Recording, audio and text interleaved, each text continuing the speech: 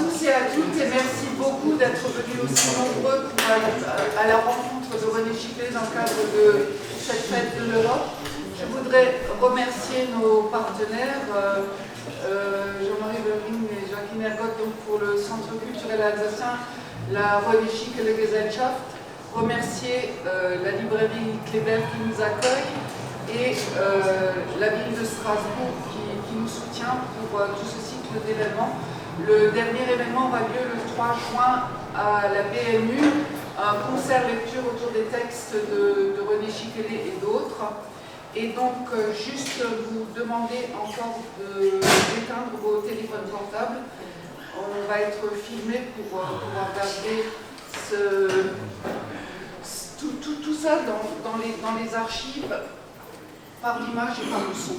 Donc, bonne écoute. Et si vous voulez poser des questions à la fin, ou si vous avez des interventions à faire, Charles sera à votre disposition pour répondre.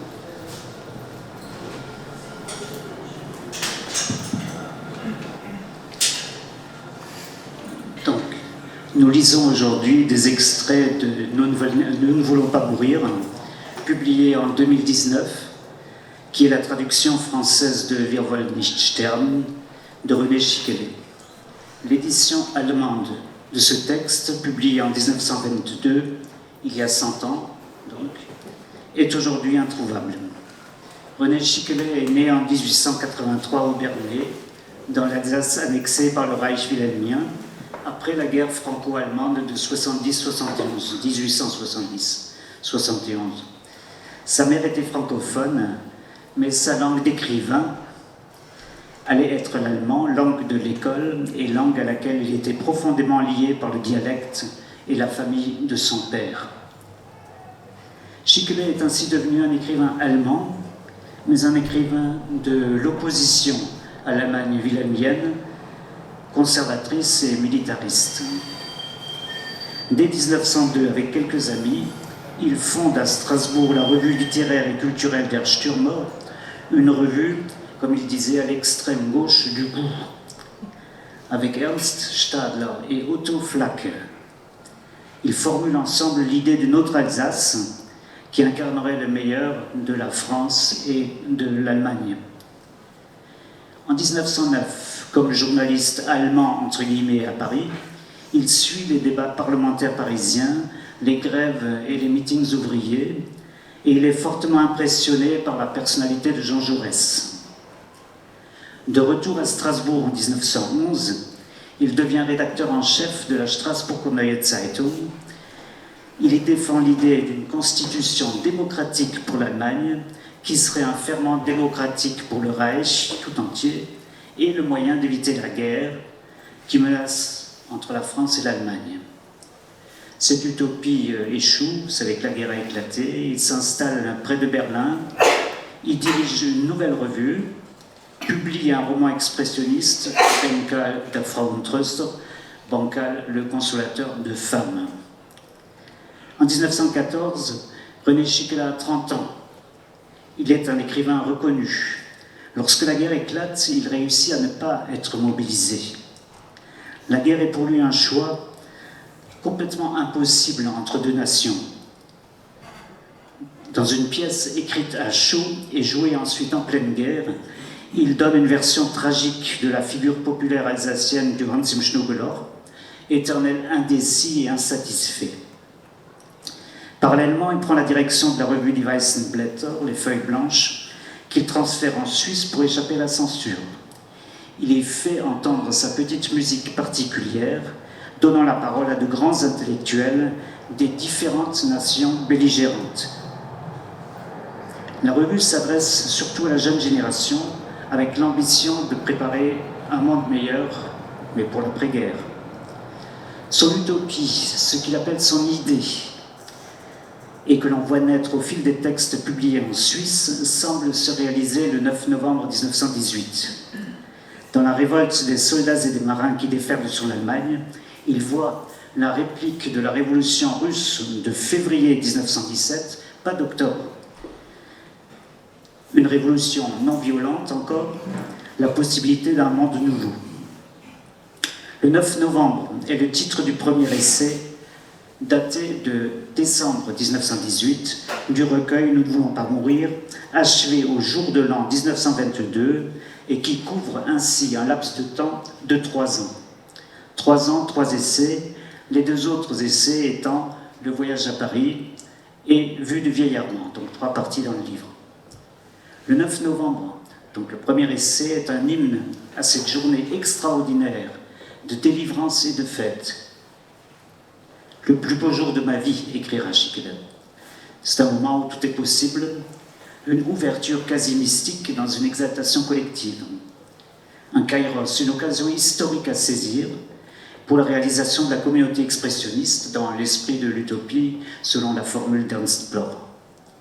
Un moment où la politique devient mystique, comme l'écrit Peggy dans Notre jeunesse, paru en 1910. Le fruit tombe maintenant. 2 chapitres du 9 novembre, dont voici le premier extrait. La révolution du 9 novembre a été l'effondrement de l'autocratie. L'autocratie a déclaré elle-même qu'elle a été rejetée. Sans même se battre, elle a abdiqué. Le même jour, le gouvernement socialiste a commencé à promulguer les décrets ouvrant la voie à la démocratie. La démocratie. En cette seule journée, on aura plus gagné de liberté que ce que l'on aurait pu négocier en 50 ou 100 ans. Nous fêtons. Faites, toi aussi, fêtez tous. Avec tous les insignes de la joie, fondez-vous dans la masse.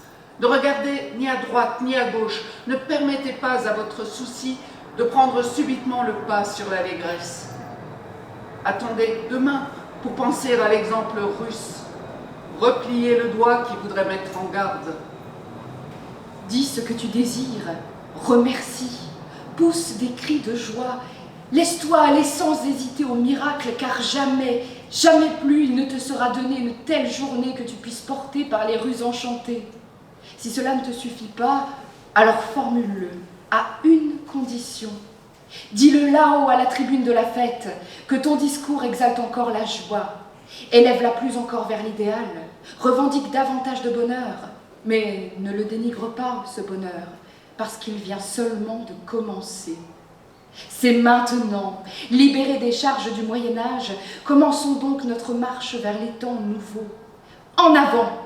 De lui-même, comme un fleuve, le cortège des camarades s'écoule très vite, tourne au coin des rues, redécouvrant à chaque fois l'horizon. C'est maintenant que nous commençons. Nous sommes ensemble, toi et moi, et tous les enfants de la terre. Par notre seule décision d'une seule voix, nous débarrassons le monde de la misère, du deuil, de la méchante colère, de l'éclat impudent du maître, en même temps que de la révolte amère de l'esclave voulant être le maître pour ne plus être l'esclave plus longtemps. Assez de préceptes et de chants, sous les ruines de ce qui s'est écroulé gît, à portée de main, l'œuvre nouvelle attendant d'être accomplie. C'est maintenant le jour où elle doit être réalisée, sans romantisme. Maintenant, ce sont les temps nouveaux, socialistes. On nous dit, la terre appartient aux hommes. Tous les hommes sont égaux devant leur terre. Elle appartient à tout le monde en même temps. Chacun doit fournir le même effort pour son plein épanouissement. C'est à tous en même temps qu'appartiennent ses fruits. Et on commence à prendre les mesures qui assurent cette égalité dans la distribution des récoltes, de la même façon qu'est assurée l'égalité dans le travail. Près de l'écurie royale, on tire. Chaque coup de feu dit, comme une injonction mystique venue de très loin, mais sans perdre son urgence. Pourtant, elle dit « Dans 4 semaines, il faudra que le socialisme ait commencé, où chacun effectuera un travail dans l'intérêt de tous. Ou alors, l'Europe sombrera dans la barbarie. Dans 4 semaines, il faudra qu'on ait commencé à socialiser la production. Ou alors l'économie, la civilisation et la culture sombreront dans des luttes de clans.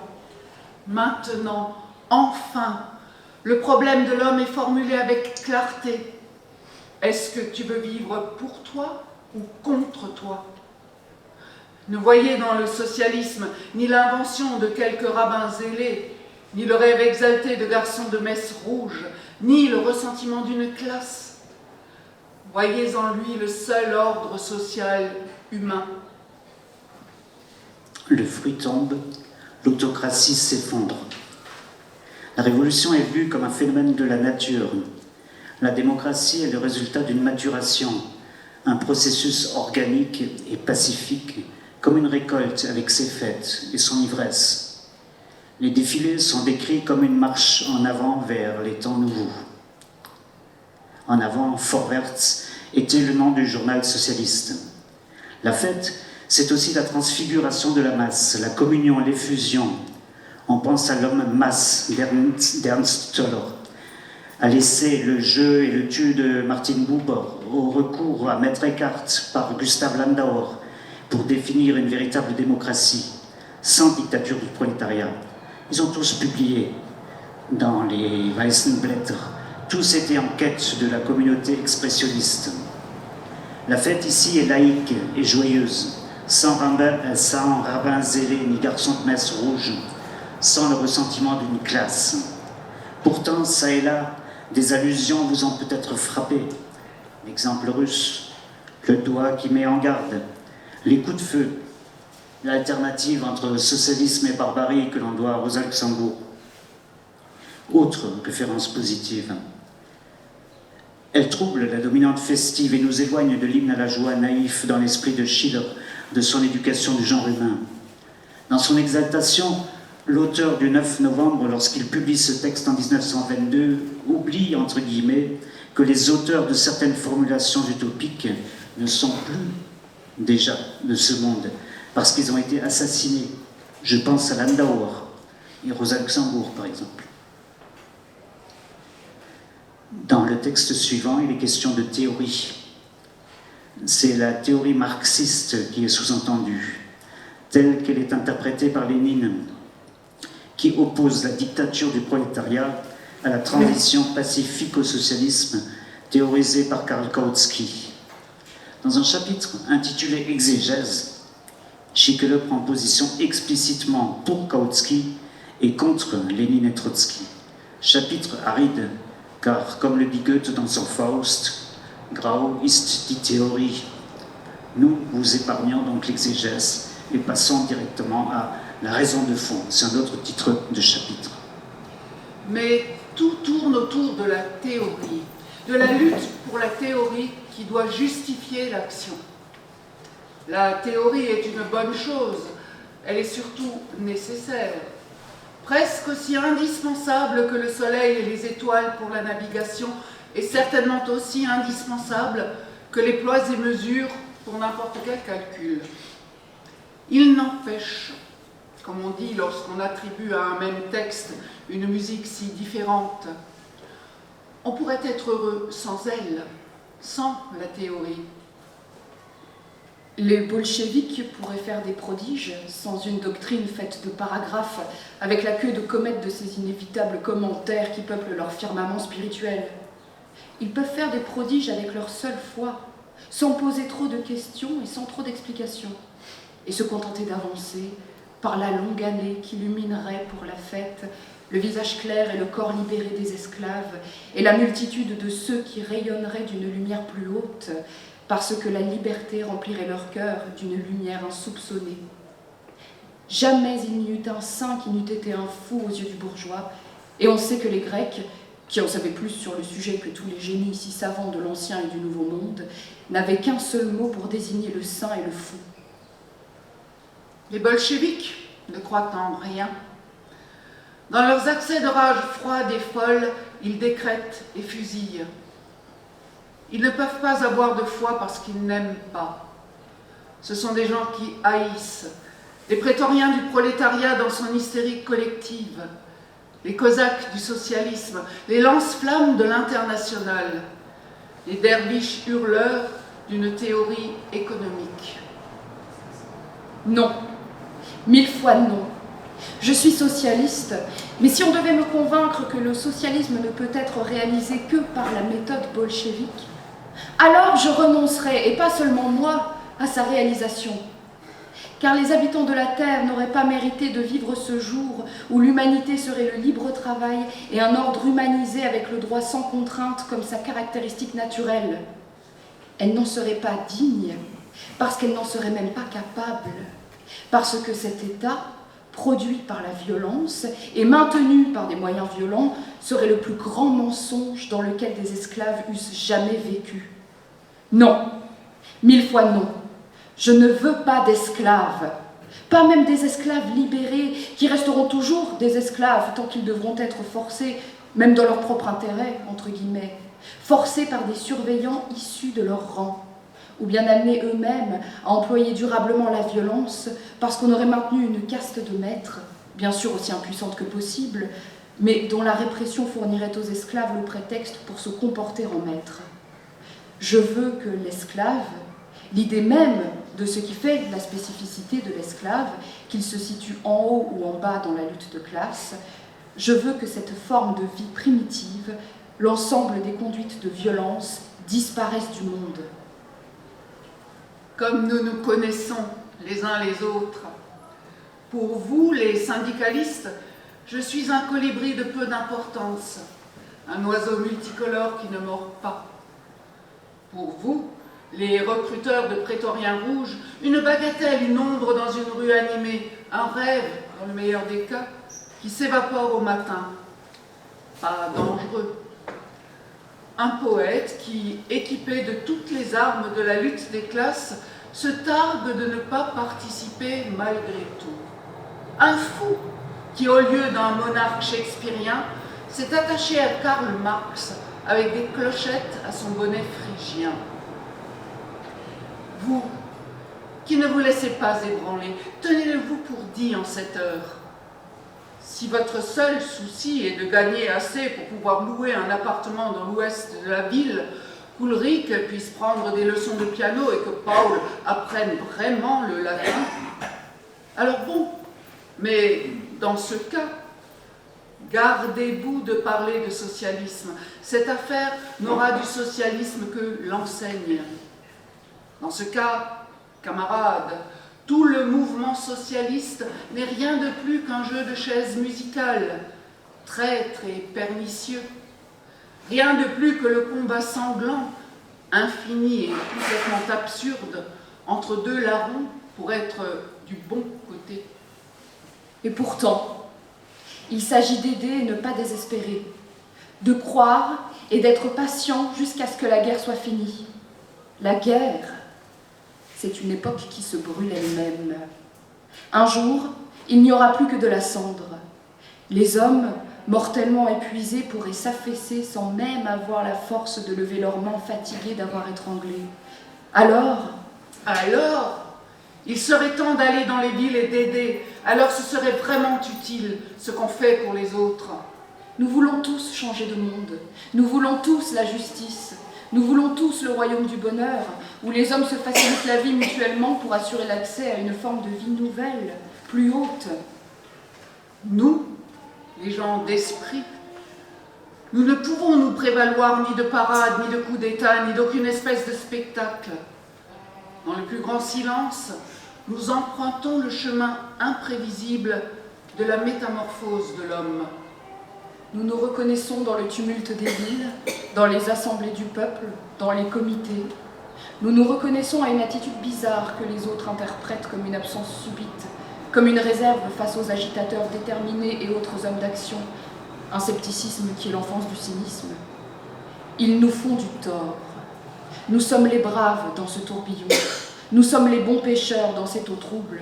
Nous sommes les vrais croyants. Credimus quia absurdum.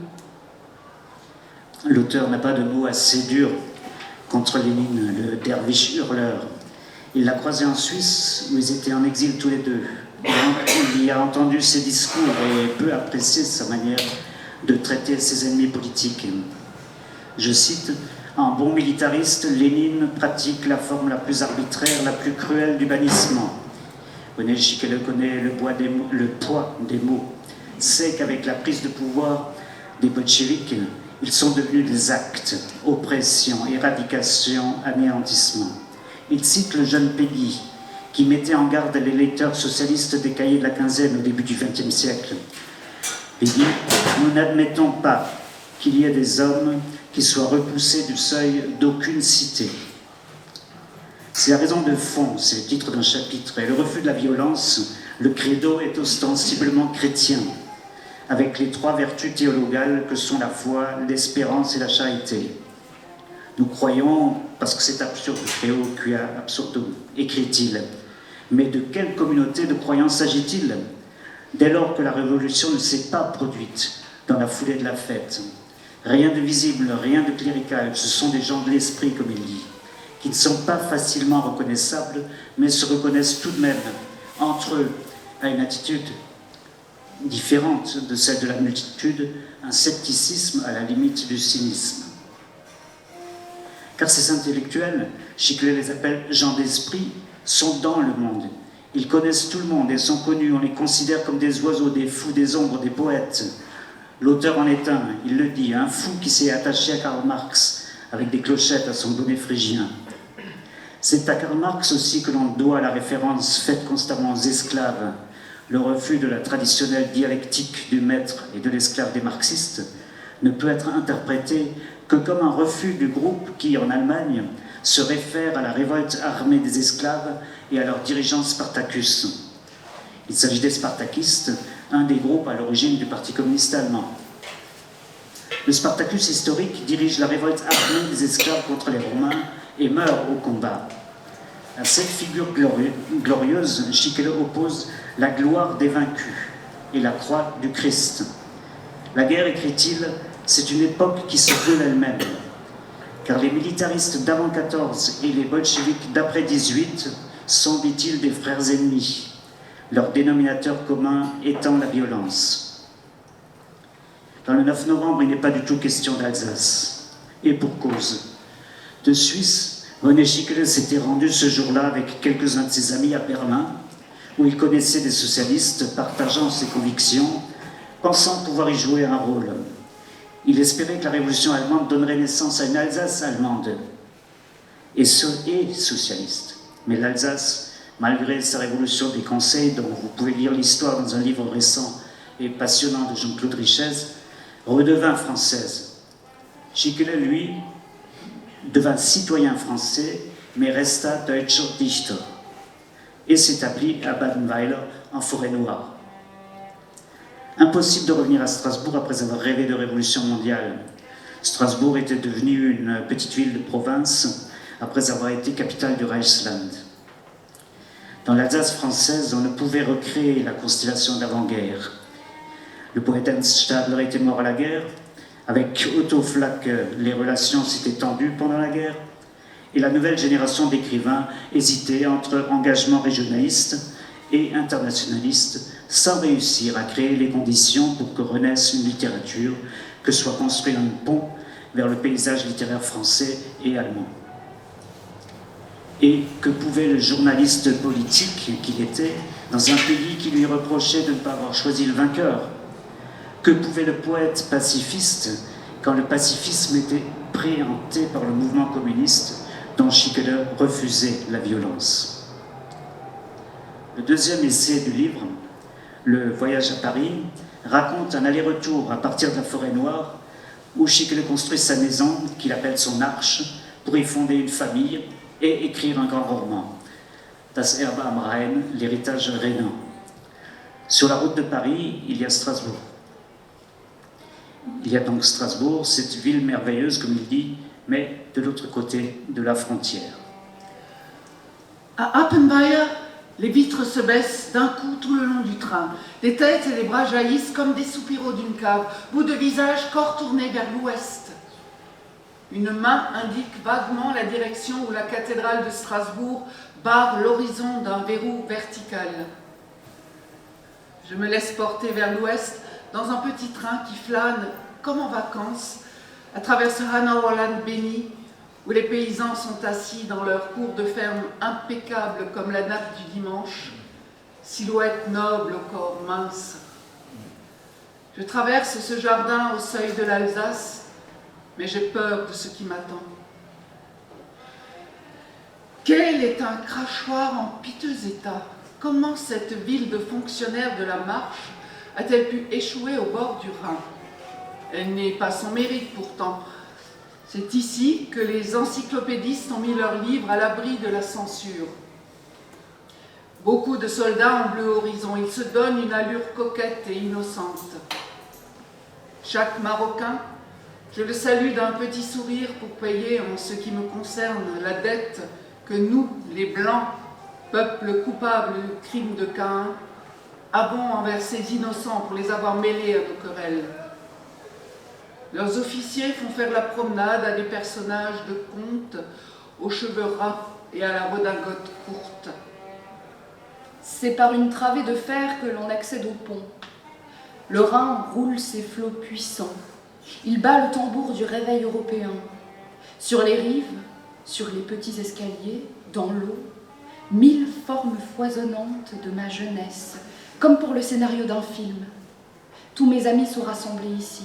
Les livres que j'ai lus, les images que j'ai vues et les concerts que j'ai entendus. Tous mes voyages ont commencé ici pour se terminer ici. Jeune garçon, j'ai appris ici à nager sans personne. Pour la première fois, je me suis baignée avec une vraie femme au crépuscule, en juillet. Et j'ai trouvé soudain, au bord du chemin, mon premier poème, un poème allemand. C'est tout un congrès ouest européen réuni pour instituer la paix dans le monde que j'ai conduit se rafraîchir ici. Quelqu'un disait que c'était notre Gange. Quelques années plus tard, ces philanthropes se sont jetés les uns sur les autres au son de leurs carabines. C'est au milieu du fleuve, le Rhin était en crue et les rapides devenaient des tourbillons, que Stadler eut une crampe. Nous l'avons pris entre nous, nous avons réussi à le ramener sur la rive 2 kilomètres plus bas. Ils l'ont tué ensuite, près d'Ypres. Le fidèle gardien du temple qui recopie mon passeport parle l'alsacien. Il en est de même pour le douanier sur l'autre rive. Le receveur du tram veut que je lui fasse passer un examen de français, je l'en dispense et il me refuse le pourboire comme si j'étais un membre de sa famille. Aux stations de tram, des enfants jouent, ils ont du miel sur la joue, une lumière sur le front. Un contrôleur qui monte en route jouit d'une considération générale. Des murmures de déférence l'accompagnent lorsqu'il descend du wagon. Ici, on apprécie encore l'ordre. La main qu'il porte à son képi en remerciant ouvre toute grande sa bonhomie, comme une armoire ancienne, rutilante de propreté. Je crois feuilleter un livre de contes. L'histoire défile en accéléré au moment du passage du Rhin, et le récit s'arrête sur la vie si précieuse et la mort absurde au début de la guerre de 14 du poète et ami Ernst Stadler. Vous aurez noté les paysans du Hanauerland allemand qui ressemblent beaucoup au tableau de Stoskopf. La laideur de Kehl contraste avec la magie de la cathédrale de Strasbourg que l'on aperçoit au loin. Toujours à Kehl, la présence des troupes coloniales françaises après 1918 nous rappelle que le traité de Versailles prévoyait l'occupation de toute la Rhénanie et que la situation de l'Allemagne est restée quasi révolutionnaire entre 1918 et 1923, avec des grèves massives dans des régions entières, des tentatives de putsch de généraux mis en échec et une inflation galopante et traumatisante. Schickeler insiste sur le prestige de l'uniforme, mais de ce côté-ci du Rhin, et rappelle les encyclopédistes, c'est-à-dire Voltaire, à l'appui, que la France n'est pas toujours le pays de la liberté. Quelques mots sur le texte suivant. À Strasbourg, le lecteur s'attend à l'accueil de l'enfant prodigue, mais même s'il n'est pas expressément question du fameux malaise alsacien, la perplexité du narrateur est perceptible. Faisant allusion à la situation économique difficile en Allemagne comparée à l'Alsace redevenue française, il note « Toute ma classe d'âge est revalorisée. Ces enfants sont venus avec leur tirelire et pour chaque marque, ils ont reçu un franc français avec en prime la place d'un Allemand parti vers l'Est. » La place d'un Allemand parti vers l'Est se réfère aux commissions de triage mises en place à la fin de l'année 1918 qui, après avoir classé la population alsacienne selon ses depuis plus de 3 décennies. Ces expulsions touchèrent presque toutes les couches de la population, en particulier des fonctionnaires et des universitaires. Ô Strasbourg, ville merveilleuse, c'est le titre d'un chapitre. La nostalgie que suggère ce titre, donc du premier chapitre du voyage à Paris, est celle d'un chant populaire. Or, les chants populaires ont leur sagesse propre. Cette ville merveilleuse, dans la chanson, est une ville de garnison où se rend une mère de soldat pour soustraire son fils au service militaire. Le capitaine lui répond que le fils doit mourir sur le champ de bataille. Loin d'être kitsch, le titre de la chanson exprime une ironie amère. Le garçon qui soufflait dans le corps alpin, qui va être évoqué aussi dans le texte suivant, provient d'un autre chant populaire intitulé Der Schweizer, le Suisse. Il raconte l'histoire d'un soldat suisse qui servait à Strasbourg et qui, parce qu'il entendit le corps alpin, essaya de traverser le Rhin à la nage avant d'être rattrapé et conduit devant le peloton d'exécution pour désertion. Je ne sais pas pourquoi, tout jeune déjà, j'étais persuadée que le garçon qui soufflait dans le corps alpin était arrivé dans la ville en passant par la place des bouchers. De même, quand j'entends parler et chanter Strasbourg, oh Strasbourg, ville merveilleuse, je vois tout de suite la place des bouchers, d'où l'on traverse le Rhin en vélo pour aller à Kehl, et la rue étroite vers le pont du Corbeau, où la flèche de la cathédrale jaillit des toits vers le ciel, comme si quelqu'un avait d'un coup ouvert le robinet d'un jet d'eau. Je la regarde avec méfiance. Ne va-t-elle pas retomber tout de suite? Elle reste là, verticale, elle rayonne. Je me sens sous sa protection. Maintenant, je réalise que mes parents sont encore en vie et m'attendent. Après une course dans les étoiles, l'automobile me dépose chez moi. Dans mon lit, je suis bercée par l'odeur des draps blancs qui me ramènent au seuil de mon existence. Je suis lycéen, ma mère m'a empaquetée dans mon lit avant de dire avec moi la prière du soir. La porte qui donne sur mon bureau est restée ouverte, le poêle gronde, notre chien est mort. Mais les chiens auxquels la nuit il ne répond plus ne semblent pas vieillir. Les heures qui sonnent me touchent, comme la main gantée de caoutchouc du médecin touche le corps du malade que le sommeil emporte dans l'anesthésie. Je me lève pour accompagner mon père dans les vignes. À midi, il y a consommé aux quenelles de moelle, bol au vent et rôti, suivi d'un gâteau à base de biscuits à la cuillère, une couche de confiture, une autre, toutes les 2 couches de biscuits, comme si c'était dimanche. Je m'étonne qu'à l'heure du café, nous restions 1 heure à bavarder, alors que d'habitude, j'accompagne ma mère au vêpres. Par les fenêtres, je vois les collines au pied des Vosges qui s'endorment pour la sieste. J'ai du mal à parler français, beaucoup de mal, parce que la sonorité et le sens de ce que je veux dire s'envolent d'un coup, que ma capacité d'expression suit en boitant le jeu de la lumière sur ce qui s'offre à ma vue. Je suis un piètre chien de chasse, mes idées disparaissent dans les buissons quand j'arrive. Quelle réalité qu'une langue! Un mécanisme d'horloge, mu par des humeurs, impossible à remplacer. Pour quelqu'un qui parle de langue, et on a le sens, il y en a toujours une des 2 pour assister à la scène d'un air moqueur. Au plus profond de moi, je suis obligée de traduire pour parler à ma mère. Le soir, je retourne à Strasbourg. La flèche de la cathédrale est un aimant qui attire tout ce qui se trouve autour. Nous allons droit sur elle, comme par hasard. De partout dans la campagne, on l'aperçoit. Celui qui se perd dans les montagnes grimpe jusqu'à ce qu'il la retrouve. Elle est là, toujours à l'horizon de l'enfant, comme l'oncle d'Amérique. Ce n'est pas la musique du corps alpin, mais une poésie toute romantique qui imprègne le texte que vous venez d'entendre.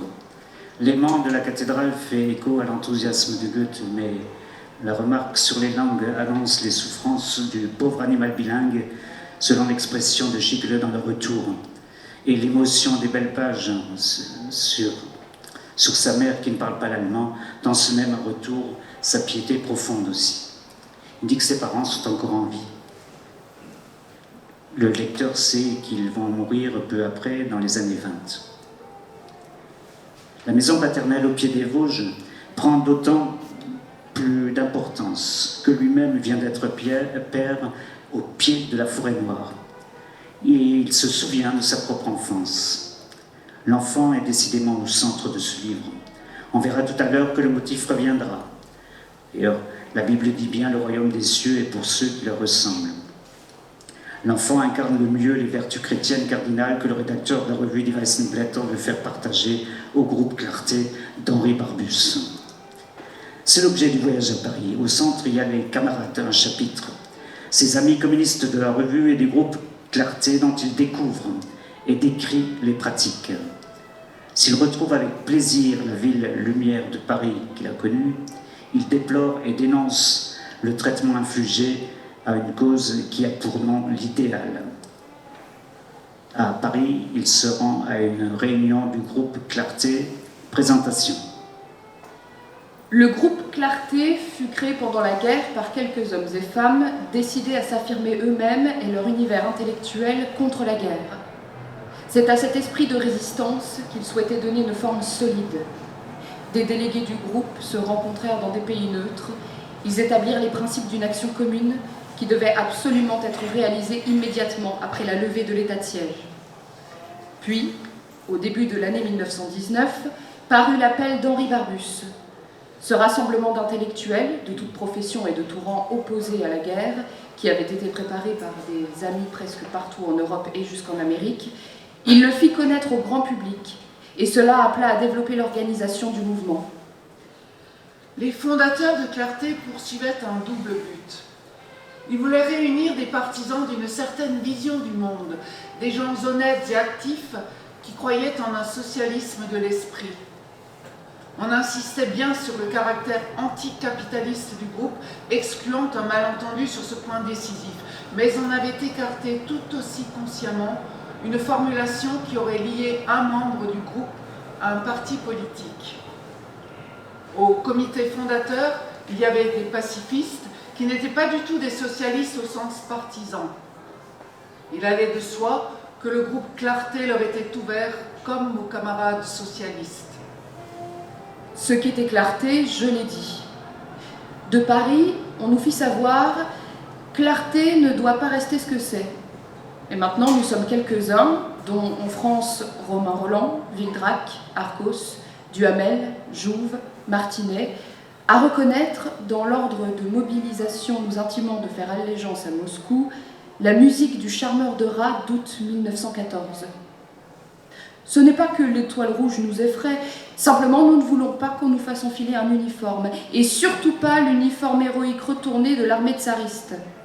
Nous ne voulons même pas nous disputer entre nous, seulement nous séparer sans nous insulter, si déjà nous ne sommes plus unis. Sous la direction d'Henri Barbus, l'auteur du récit Anti-guerre, le feu, Clarté va adhérer à la Troisième Internationale, celle de Lénine, créée parce que les partis socialistes de la Deuxième Internationale ne s'étaient pas opposés à la guerre jusqu'au bout. Clarté ambitionnait de regrouper les intellectuels opposés à la guerre. Le texte de Schickele est un véritable voyage à l'intérieur du mouvement ouvrier français. Si au centre du premier essai, le chapitre exégèse nous conduisait au cœur de la culture théorique du mouvement ouvrier allemand, au centre de celui-ci, il y a une réunion politique d'étudiants communistes français avec ses orateurs, pour la plupart des écrivains ou des ouvriers autodidactes. L'essayiste dévoile les manœuvres et les manipulations, analyse la rhétorique du sacrifice de Paul Vaillant-Couturier et met en évidence la démagogie anti-intellectuelle à l'œuvre sous la gouaille de l'ouvrier S, lors d'un meeting de Clarté organisé par la section universitaire. Le camarade S, syndicaliste, il fut condamné aux travaux forcés avant la guerre pour propagande antimilitariste au sein de l'armée. Août 14 le fit revenir des colonies en France. Il a voyagé, il sait raconter. Camarades, je n'aime pas l'entendre, votre hymne au travail. Même une journée de 8 heures. 8 heures, c'est long. 8 heures d'un coup, tous les jours. Répété 300 fois dans l'année, ça fait un sacré carrousel où nous tournons de notre 15e année jusqu'à notre mort. Ce qui expliquerait que nous ne soyons pas du tout amoureux de notre travail. Pourquoi nous le ressentons comme ce qu'il est dans la Bible, une malédiction? Le camarade S se pencha doucement vers l'avant. des bourgeois talentueux font parfois des poèmes sur le sujet. Pour le dire franchement, nous ne sommes pas tellement bien disposés envers les intellectuels. Les intellectuels, je veux bien qu'ils travaillent, mais ils ne font pas la même chose que nous. Pas les mêmes habits, pas les mêmes locaux. Ils ne vivent même pas parmi nous. Ils sont et restent des messieurs, même s'ils sont à l'extrême gauche de l'aile communiste. Car ils y sont seulement dans nos réunions ou pour leurs articles de journaux. Sinon, ils restent chez eux. Ils y sont aussi tranquilles que dans une église. Il n'y a pas longtemps, nous étions à Rouen, à un congrès des travailleurs du bois. Et Charles Rapoport nous a conduits à l'hôtel de ville pour qu'on y admire un magnifique plafond. Il paraît que c'est le plus beau plafond d'Europe. Nous avons presque perdu la vue à force de regarder, mes camarades et moi. L'un de nous a même applaudi tellement il était content. Qu'est-ce qu'on l'a admiré, ce plafond? Ça, des travailleurs l'ont fait, A dit Rapoport. Lorsqu'il a dit ça, il ressemblait à un baron. Je ne sais pas pourquoi. Vous le connaissez, n'est-ce pas, le camarade Rapoport? Je vous le dis, à cet instant, il avait le groin d'un monsieur très bien. Croyez-moi si vous voulez. J'étais étonnée qu'il ne nous tape pas sur l'épaule. C'est qu'il continue à écrire ses propres livres, même si nous ne faisons plus nos propres plafonds. Au contraire, c'est à partir de nous qu'on fait les plafonds, les escaliers, les sols, les portes, en série. Le seul qui ne s'ennuie pas dans l'affaire, c'est l'intellectuel qui écrit sur le sujet. Pardon, mais je l'ai dit dès le début, nous nous méfions terriblement des intellectuels. Ils n'en sont pas responsables, nous non plus. Tant qu'ils n'habitent pas la même rue que nous et ne vont pas à l'usine avec nous, bon, bien. Tant que c'est comme ça, nous pouvons les admirer s'ils se battent pour nous. Écoutez bien, camarades, je vais vous dire quelque chose.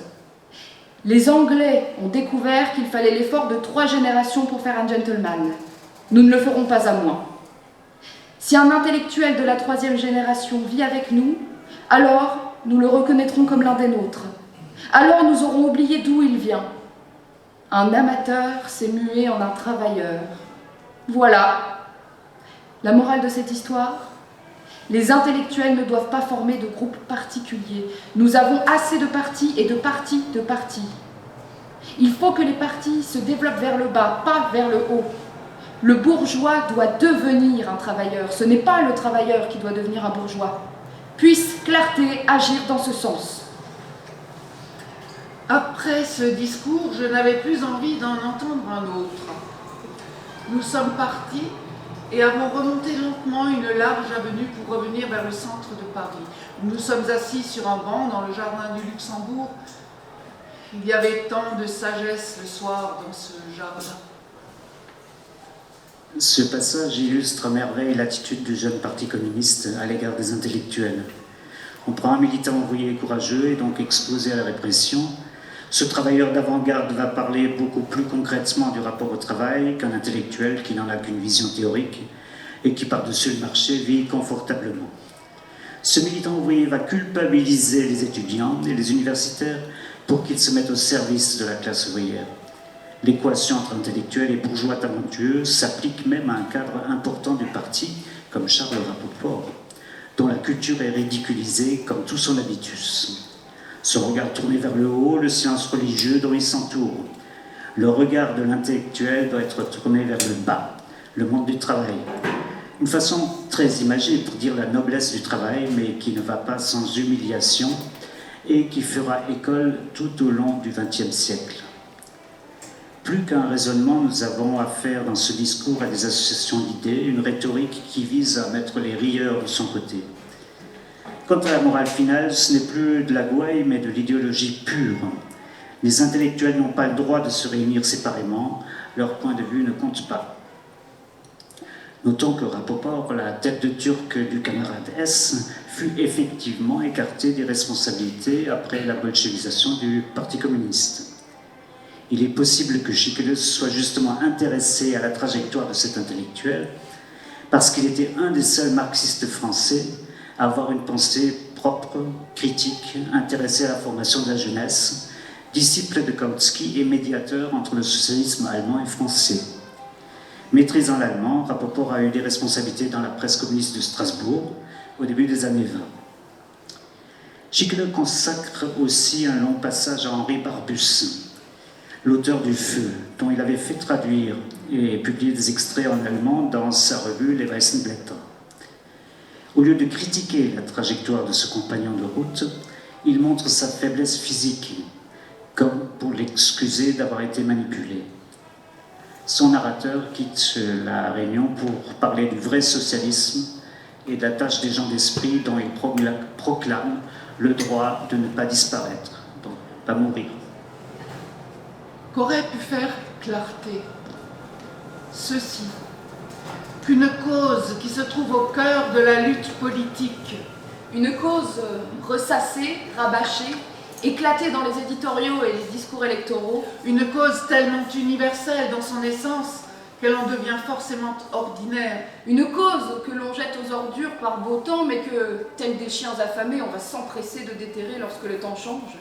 Une cause qui a pour nom l'idéal, mais qui, changé en petite monnaie, accourt sur absolument tous les marchés, qui vous fait pousser des cris de joie, spéculer, construire d'abord sa propre maison avant de construire celle de ses amis. Un idéal, donc, que l'on aurait perdu depuis longtemps, comme on finit par perdre n'importe quelle bataille, s'il n'était pas plus et rien d'autre qu'une lutte de force vacillante, s'il n'était pas la vocation la plus intime de l'être humain, pour que l'idéal ne perde pas son âme au profit de celui dont la politique est le métier, mais qu'il brille plutôt dans sa pureté et sa constance, au milieu de querelles quotidiennes et de l'obscurcissement des esprits par la violence.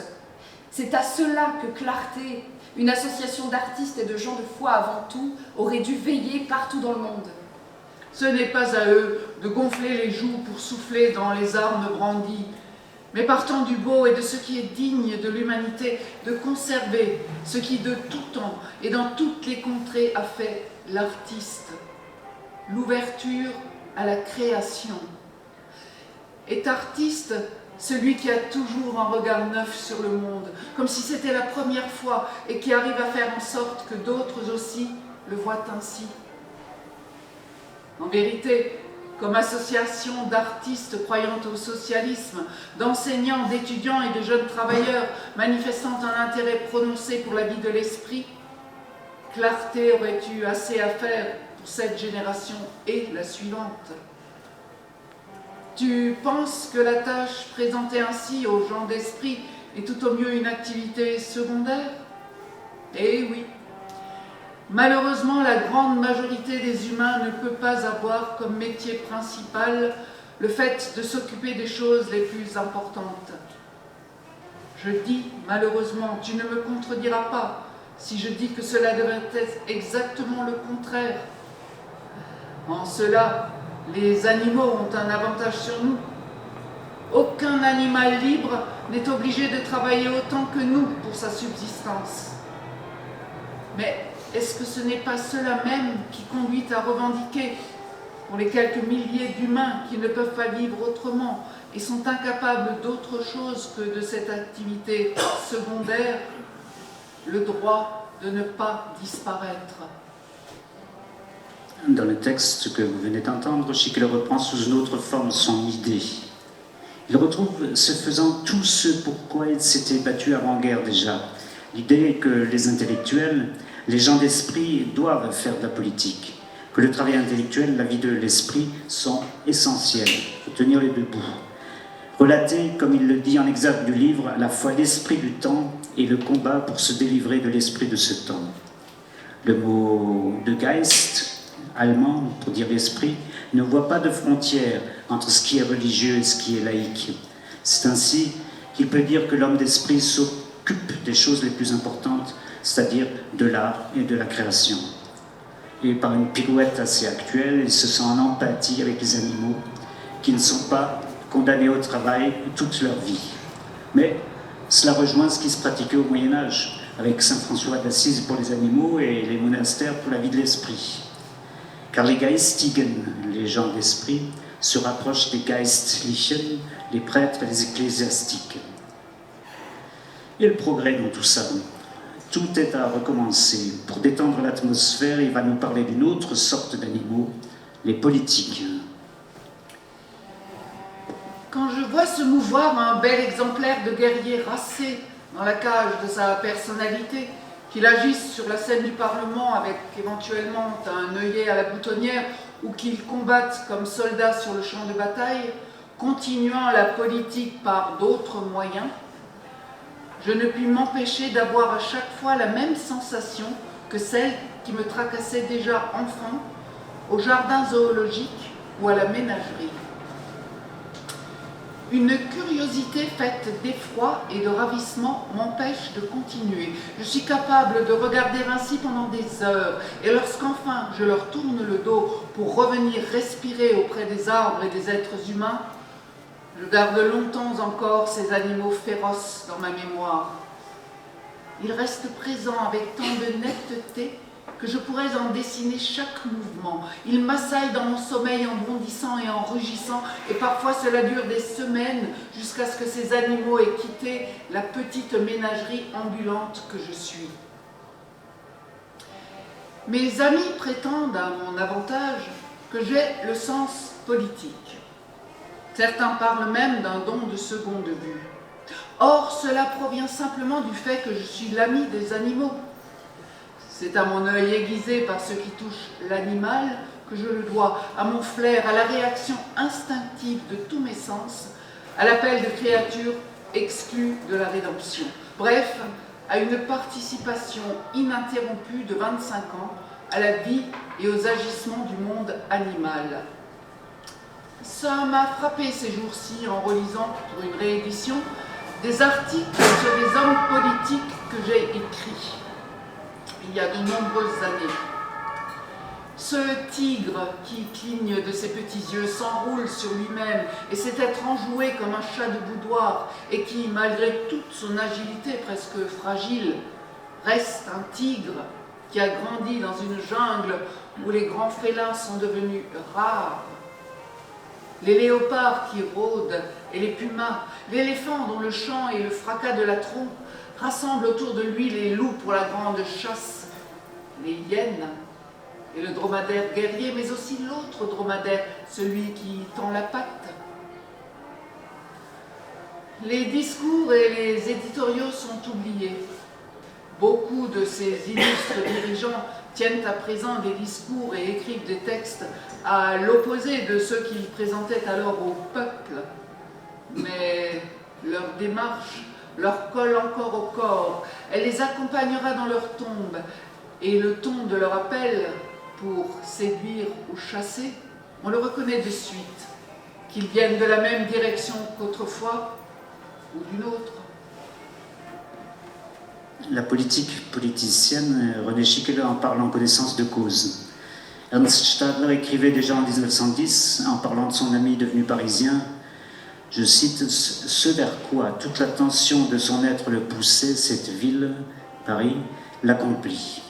Un nouvel idéal a agi dans son âme, le combat politique. » Fin de citation.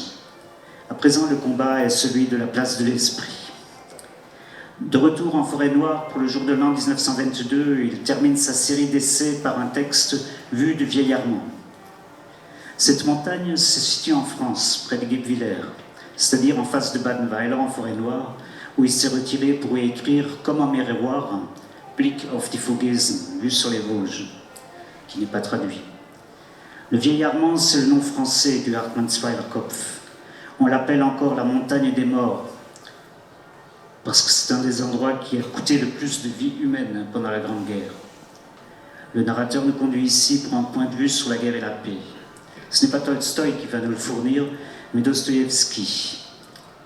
Que penser de Dostoïevski interroge l'auteur qui, au-delà de la Révolution, se met à l'écoute de la littérature russe.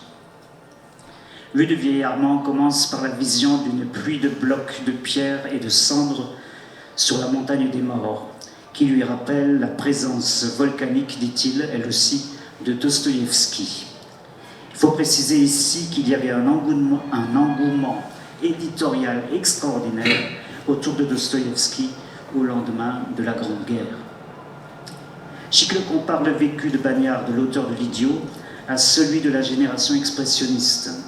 définissant la guerre comme entreprise occidentale de damnation. Dostoïevski, lui, parle par son doute métaphysique. Ce texte nous parle par sa modernité et son actualité. Que penser? J'étais au sommet, près de la croix, le soleil était brûlant. En pensée pourtant, j'étais ailleurs, comme dans un rêve. Une pluie de blocs de pierre et de cendres. Elle venait de loin, mais elle me frappait, me brûlait et menaçait de m'ensevelir. Qu'est-ce que c'était? Je me souvins alors de Dostoïevski. Cette présence volcanique dans mon monde qui, tel celui du Kaiserstuhl, avait accumulé de la matière ardente sur une colline douce jadis. Dans leur plénitude paisible, les champs de blé s'étendaient dans la plaine, les vignes veillant sur eux. Ma pensée allait aux hommes dans la guerre chez qui de tels après-midi étaient montés, chargés de promesses de paix, rayonnants. Dostoïevski.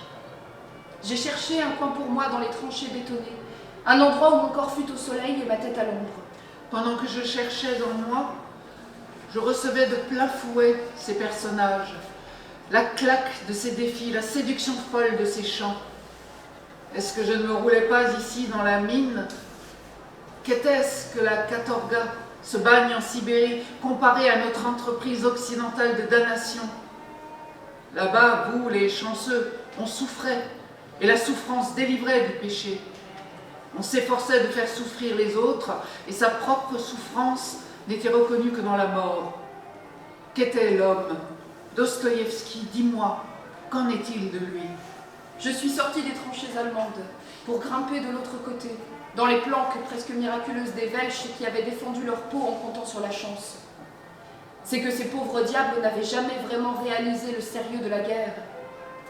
J'étais étendue au milieu des enfants de Savoie assassinés, à 10 pas de chasseurs alpins venus de Silésie. Le monde de Dostoïevski? Des personnages torturés prient leur espoir, proclament leur foi, le ciel s'ouvre et le supplice reste en suspens. Entre un doute d'une violence insupportable et un pressentiment tout aussi insupportable du salut, leur cœur s'exalte et se calme, frôlant la rupture et la mort. Parfois, au beau milieu des hurlements et des pauses plus épouvantables encore, lorsque soudain se tait le sabbat des sorcières, il arrive aux anges de chanter. Dans son dernier livre, à la fin de sa vie, le poète fit descendre un de ses anges de la tribune, Alyosha Karamazov, au milieu des hommes condamnés.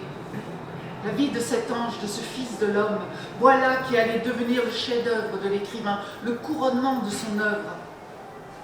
Mais ce livre, 3e tome du roman Les Frères Karamazov, il ne l'écrivit pas. Non, Dostoïevski ne croyait pas à une fin du monde imminente ou déjà commencée. Il recommençait au contraire justement le monde dans sa volonté. C'est son Alyosha qui devait le personnifier. Mais maintenant, qu'en est-il de Dostoïevski? Dans l'effort des 3 derniers siècles pour retrouver l'homme naturel, c'est lui qui est allé le plus loin. Ce qu'il a retrouvé, c'était le primitif, l'homme lui-même, sans détour, sans autre relation qu'avec lui-même. Ses spéculations étaient faites de chair et de sang, et là où d'autres brisaient les tables anciennes, lui brisait les masques, tous les masques de l'homme. Dostoïevski ouvrit la voie vers le néant de la vie où erre la créature. Elle erre et elle tremble, elle qui n'a pas encore connu la rédemption. Là où les autres ensuite, dans la partie positive de leur œuvre, toujours la plus faible, érigèrent une nouvelle table, lui mit en scène un homme nouveau, et à celui-ci, Alyosha Karamazov, il lui laissa son masque. L'œuvre de Dostoïevski, une méditation essentielle sur Alyosha, le plus étrange des 3 frères Karamazov, un être lumineux, un ange qui renvoie à la lumière du 9 novembre dans le premier texte et annonce le joyeux chrétien du dernier titre. Mais Alyosha est un être qui garde son mystère. Dostoïevski lui laisse son masque tandis qu'il brise les masques des autres. Alyosha recommence l'homme. Les couleurs chrétiennes de sa joie, l'optimisme derrière le fait de ne pas vouloir mourir, sont un vouloir vivre qu'on a envie de rapprocher de celui d'Albert Schweitzer. Mais quel lien avec la deuxième partie, le voyage à Paris? Ce n'est pas un lien théorique, c'est celui que fait Dostoïevski lui-même. Le lien avec un monde où, constate Schickele, c'est la figure d'Ivan Karamazov. Dans le roman de Dostoïevski, Ivan se justifie lui-même en racontant à son frère Alyosha la légende du grand inquisiteur. Ivan, qui connaît son heure de gloire dans la jeune République des Soviets, dirigée par Lénine. Ivan, qui séduit aussi un grand nombre de ceux qui, pendant la guerre, étaient avec Alyosha. Et donc voulait la paix. Sans le nommer, Schickele éclaire le parcours d'Henri Barbus. Mais cette illusion diabolique du grand inquisiteur doit faire place, c'est cela l'espérance, à Alyosha, l'enfant au rameau d'olivier et sa joie. Schickele écrit, parlant des frères Karamazov, dans les portraits d'enfants, la joie pétille de fraîcheur matinale. Et l'œuvre elle-même s'achève sur un cœur d'enfant, traversant les larmes avec des cris d'allégresse. Il faut relire Dostoïevski, les frères Karamazov, avec la légende du grand inquisiteur. Le chapitre de René Schickele intitulé « Que penser » se termine ainsi. On ne peut pas faire plus que s'exposer à lui. Dieu ne peut qu'être vu. Voilà ce qu'il en est de Dostoïevski, et tout ce qu'on peut dire contre lui, il l'a dit lui-même quelque part, y compris le « Ne craignez point des anges », mais pendant qu'il annonçait la bonne nouvelle, sa voix s'est brisée. Le tour d'Europe du joyeux chrétien est l'odyssée de cette joie qu'incarne la figure d'Alyosha et qui éclaire ici l'Europe. Du haut du vieil Armand, du Hartmannswiller Kopf, le regard prend son envol pour embrasser les deux bords du Rhin, pour une lecture nouvelle du paysage, une plongée du haut de la montagne alsacienne vers la Suisse du lac de Constance, avant de remonter le Rhin vers sa source. L'allemand dit Vogelperspektive, pour la vue plongeante, perspective d'oiseau. Le poète va prendre l'expression à la lettre et ressourcer son Europe par le Rhin et par le Rhône, par la Méditerranée et l'Europe du Nord. Sans frontières, d'un tour à l'autre, cette brève phénoménologie de l'esprit s'arrête aux portes de la Russie. Le récit hésite. Est-ce une frontière? Un air de Mozart à Odessa, retour par le Danube. C'est à Donau-Eschingen que s'opère le retour sur soi dans le miroir de la source entre un vieux paysan et son petit-fils. L'embarquement pour le tour d'horizon a lieu sur la montagne des morts qui domine la Heimat, le pays natal. Je m'étais penché sur lui du haut du mont des morts comme s'il s'agissait de relever le plus grand de tous les morts, le pays natal. Sur ces montagnes, dans cette vallée que se réfléchissait l'image de tous les êtres que j'aimais et que j'honorais. C'était ici que j'engrangeais toutes mes moissons, le point d'où je partais pour y revenir, et ce chemin, partir et revenir chez moi, reproduisait exactement chaque fois le mouvement de la pêche au large que j'avais réalisé. Le pays des Vosges et le pays de la forêt noire étaient comme les deux pages d'un livre ouvert. Je voyais nettement devant moi comme le Rhin ne les séparait pas mais les unissait, les maintenait ensemble avec la solidité de son mort. L'une des deux pages montrait la direction de l'Est, l'autre l'Ouest. Sur chacune était écrit le commencement d'un chant différent et tout de même apparenté. Du sud venait le fleuve pour aller vers le nord et il recueillait en lui les eaux de l'Est et celles de l'Ouest pour les porter à la mer comme quelque chose d'unique, un tout. L'Europe, cette péninsule sur laquelle se referme la mer, habitée par les fils les plus jeunes et les plus insatiables du genre humain, où finit incontestablement la trop puissante Asie. À présent, je fermais les yeux, regardant plus loin alentour. Aucun peuple ne mourait, devait signifier, ne tombait dans la déchéance s'il ne voulait pas mourir. Et les peuples d'Europe ne voulaient pas mourir. Sur le long chemin où on voyait les peuples un à un monter et décliner, il y avait aussi leurs grands esprits, les créateurs et les héros d'un monde nouveau, plus spirituel. Leur communauté spirituelle était tout aussi contraignante que la communauté matérielle des autres. Ce monde nouveau était constamment en voie de formation. Des milliers de gens vivaient en lui et pour lui, leur nombre devenant plus important de jour en jour. Mais il était tout aussi certain que cet autre monde, un peu moins médiocre, dans lequel il s'agissait d'entrer et de croître à un niveau un peu plus élevé que la moyenne, que cet autre monde deviendrait la terre de tous, la terre où chacun était né. Comme un Cortès, j'ai poussé un cri ravi lorsque vers le soir, le bateau pénétra dans la zone des îlots rocheux de la Finlande.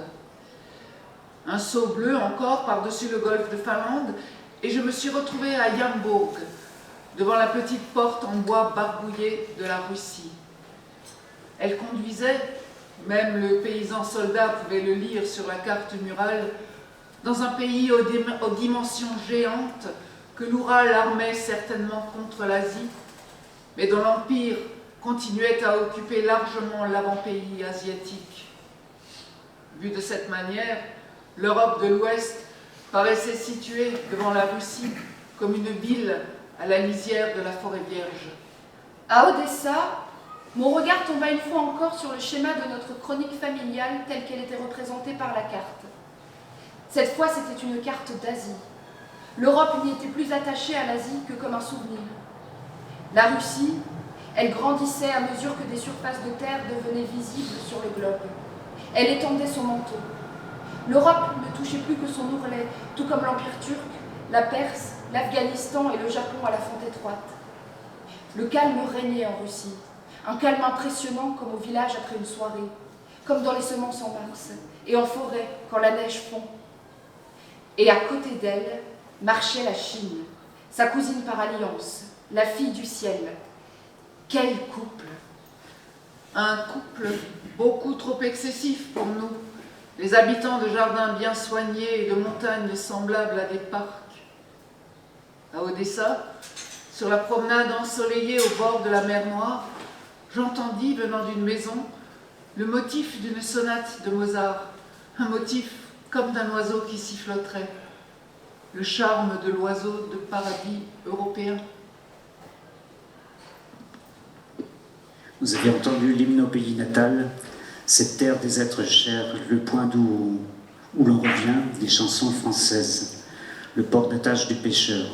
Encore une métaphore chrétienne, la foi en une terre plus humaine, le questionnement sur la capacité de la ville à civiliser des empires, avec la fragilité des jardins et des parcs européens, à l'orée de cette forêt vierge qu'est pour l'auteur la Russie.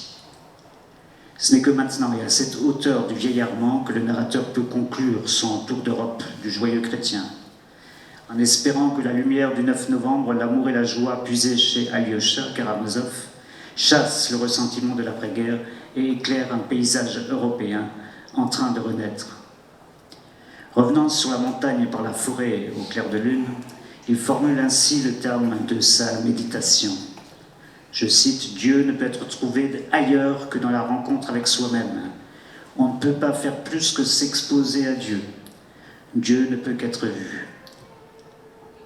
Cela suppose dépouillement et ascèse. Je cite encore, « La forêt enchantée me dépouilla de mes feuilles et le noyau même de mon être se consuma dans un petit feu muet.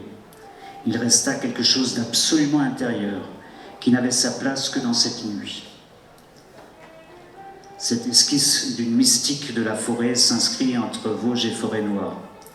Héritier du mysticisme rhénan, Chiquela achève sa méditation sur un plan spirituel. Je cite, une dernière fois, « La paix monta, la paix descendit en moi, car j'étais de bonne volonté, au moins cela, j'en étais sûr. » Je vous remercie.